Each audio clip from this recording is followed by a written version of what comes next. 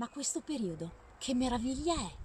Dove ci sono colori, ovunque, dove non te l'aspetti. E anche qui al parco, dove non ti aspetti il rosa, fa capolino un fiore perfetto. È il fiore del Prunus pissardi, che fa parte della grande famiglia dei Prunus o dei susini. Questo è un susino però decorativo, quindi non fa frutti da mangiare.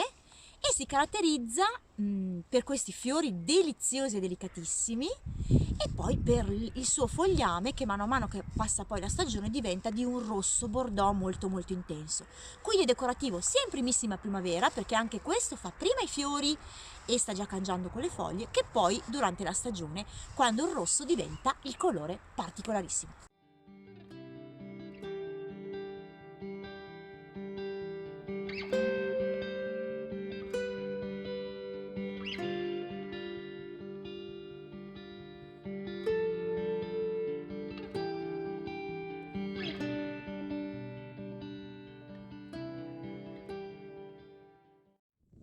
Il Prunus, in questo caso appunto il Prunus pissardi, fa parte di questa fioritura di primissima primavera che ci dà prima una rigogliosissima copertura di fiori sullo stelo e sul ramo e poi le foglie.